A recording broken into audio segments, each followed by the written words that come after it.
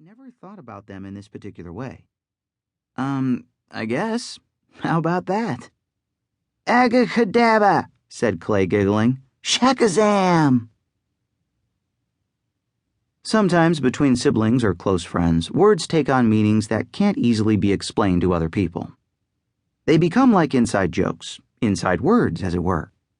After the elevator episode, bad word became Clay and his brother's inside word for magic word. Also for code word and for password and for any other word that had some unique power or significance. For any word that did something. Can you think of a bad word for me? Clay's brother would ask before making a coin disappear behind his hand or before pulling a scarf out of Clay's ear. What's the bad word? Clay would demand, blocking his brother's access to the refrigerator or bathroom. As Clay grew older and became more and more adept at magic tricks himself, possibly more adept than his brother, although please don't tell anyone I said so, bad word maintained its special meaning. Hey, bad man, what's the bad word? They would ask each other in greeting. When they left coded messages for each other, they would leave hints about the bad word needed to decode the message. When they did magic shows for their parents or friends, they called themselves the Bad Brothers.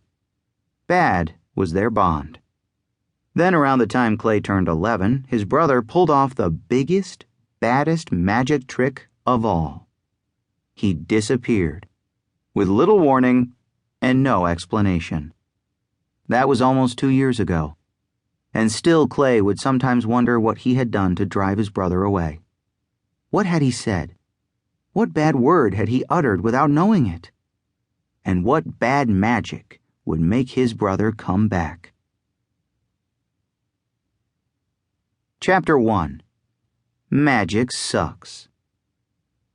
Clay was not the type of person who would want an audiobook about him. I may as well admit that now. Go ahead, judge me, call me names, curse me and the horse I rode in on. But there it is. He wasn't shy exactly, but these days at the age of 12, almost 13, he liked to keep a low profile. He slouched in his chair, he hid his face in a comic book or skateboard magazine. He wore a hoodie, even on warm days. It wasn't that he had a big nose or funny ears or horrible acne.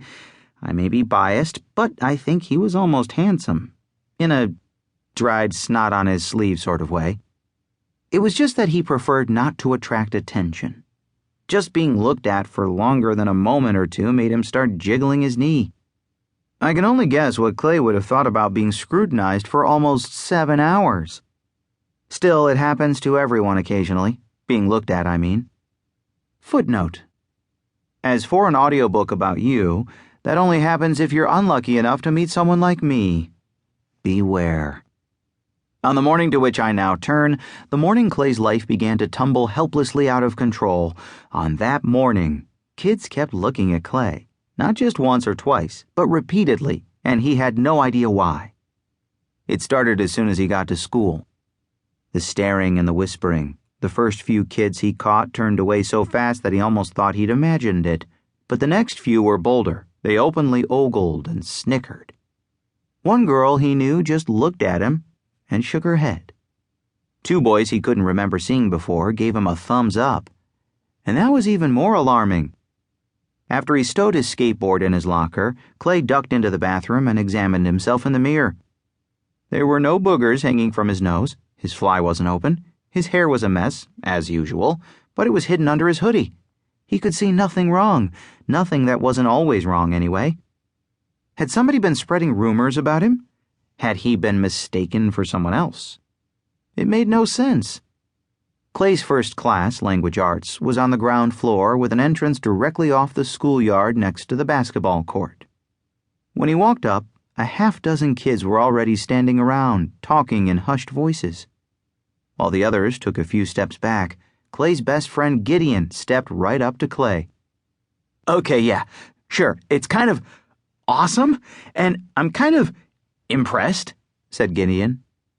And I know I'm always saying you should just do this, like, what are you waiting for? But here? Now? At school? Seriously? Gideon had this odd way of speaking so that it always sounded as if he were in the middle of a conversation. It was a little hard to follow.